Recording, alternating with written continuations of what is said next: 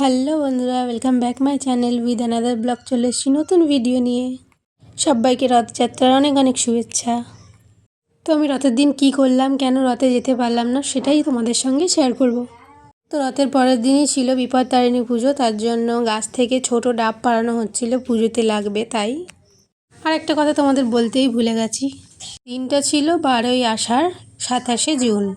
এই দেখো, এদিকে ছোট ছোট ডাব পাড়ানো হয়ে গেছে, আর এদিকে আমার ছোটো বোন বেলপাতা পাড়তে উঠেছে, অনেক বেলপাতা লাগবে। আর এদিকে সকাল থেকে আকাশের ওয়েদার খুবই খারাপ, মেঘলা করে রয়েছে, সকাল থেকে বৃষ্টি পড়ছে টিপ টিপ করে।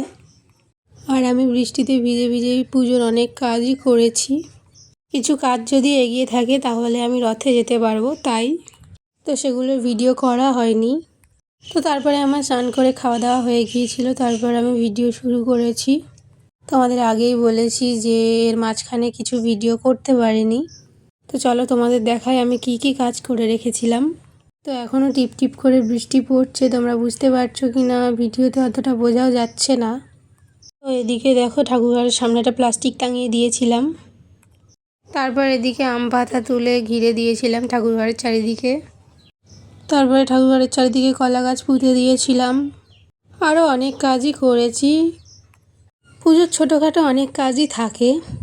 তো তারপর ভেবেছিলাম যে আমার রথে যাওয়া হয়তো হতে পারে। তো তারপর দেখলাম না, কিছুতেই আমার রথে যাওয়া হবে না, কারণ হঠাৎ করেই মায়ের শরীর খারাপ হয়ে গেছে। এখন সব পুজোর দায়িত্ব আমার ওপর এসে পড়েছে। ঠাম্মিও আছে আমাকে হেল্প করার জন্য। তার উপর আকাশের ওয়েদারও খুবই খারাপ, তাই আর গেলাম না রথ দেখতে।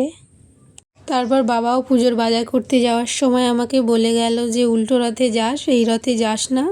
তো তারপর ভাবলাম যখন রথ দেখতে গেলাম না, তখন পুজোর কাজ কিছু এগিয়ে রাখি।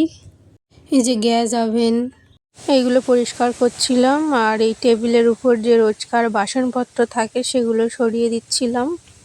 এই গ্যাসেই ঠাকুরের ভোগ রান্না করা হবে, আর টেবিলে ঠাকুরের বাসনপত্রগুলো মেজে রাখা হবে। তো তারপর আমি ড্রেস চেঞ্জ করে চলে এলাম, এগুলো সব পরিষ্কার করতে হবে তাই। কারণ ওই জামাটা পরে আমি ভাত খেয়েছিলাম, তাই হাত পা ধুয়ে ড্রেস চেঞ্জ করে নিলাম।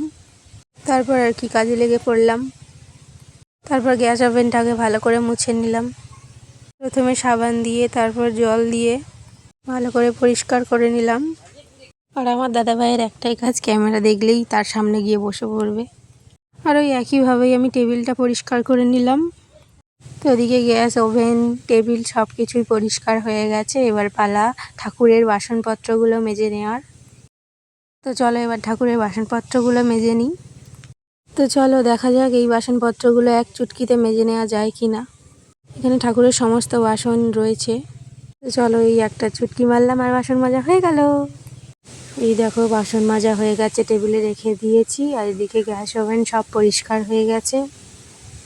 যে বাসনপত্রে ভোগ রান্না করা হবে সেগুলো টেবিলে রেখেছি, আর যেগুলো ঠাকুর ঘরে লাগবে সেগুলো ঠাকুর ঘরে রেখেছি। সত্যিই কিন্তু এক চুটকিতে বাসন মাজা হয়ে যায়নি, এটা তো ভিডিও এডিটিংয়ের খেলা।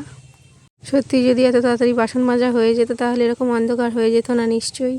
তো চলো, তারপর বাবা বাজারে গিয়েছিল, আমি রথ দেখতে যেতে পারিনি, তাই বাড়ির সবার জন্য এনেছিল ফুচকা। অর্ধেক খাওয়া হয়ে যেত, তারপর আমার মনে পড়লো যে একটু ভিডিও করে রাখি, তাই ভিডিও করে রেখেছিলাম, তাই তোমাদের দেখাতে পারলাম। তো ফুচকা খাওয়া হয়ে যেতে আবার আমি ড্রেসটা চেঞ্জ করে নিয়েছি। আমার ড্রেস চেঞ্জ করেই কিন্তু আমি ফুচকা খাচ্ছিলাম। তো এখনও ঠাকুরঘরের কাজ কিছু বাকি আছে, তাই আবার ড্রেসটা চেঞ্জ করেছি, ঠাকুরঘরে যেতে হবে। তো চলো যাওয়া যাক। তো তারপর ঠাকুরঘরে চলে গেলাম। এবার ঠাকুরঘরে গিয়ে মালা গাঁথবো বেলপাতার, আর বিপত্তারিণী পুজোর যে ডুরি হয় সেই ডুরিগুলো তৈরি করতে হবে। তো প্রথমেই এখানে আমি মালা গাঁথবো, তার জন্য সুতো ঠিক করে নিচ্ছিলাম। তোমরা ভিডিওটা ভালো করে দেখলেই বুঝতে পারবে যে এখানে আমি কাজ করতে করতে গান করছিলাম, কারণ আমি যখন একা থাকি তখন মনে মনে গান করি। তারপর আমি সুতোটা খুলে গুড়িয়ে নিলাম যাতে জড়িয়ে না যায়। তো তারপর আমি উঠে মা কালীর মাপটা নিয়ে নিলাম দূর থেকে, যে কত বড় মালা করতে হবে। তো তারপর আমি ছুঁচের মধ্যে সুতো পরিয়ে বেলপাতার মালা গাঁথছিলাম। তো তোমরাও দেখে নাও বেলপাতার মালা কীভাবে গাঁথতে হয়।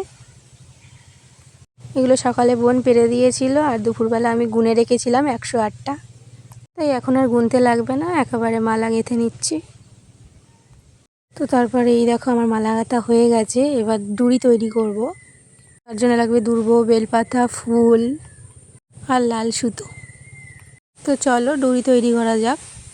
তো প্রথমেই সুতো নিয়ে 13টা পাট করে নিতে হবে।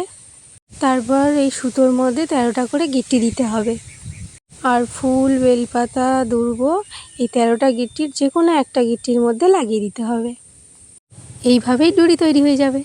আচ্ছা, তোমরা নিশ্চয়ই জানো 7ই আষাঢ় 22শে জুন থেকে 9 আষাঢ় 24শে জুন পর্যন্ত এই বছর এই কটা দিন অম্বুবাচী পড়েছিল। এই অম্বুবাচীতে কামাখ্যা ধামে মহামেলা হয়।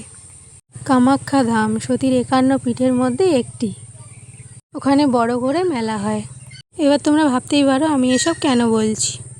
কারণ আমি চ্যালেঞ্জ নিয়েছিলাম যে বাঙালির 12 মাসের 13 পার্বণ সেগুলো কী কী সব তোমাদের সঙ্গে শেয়ার করব।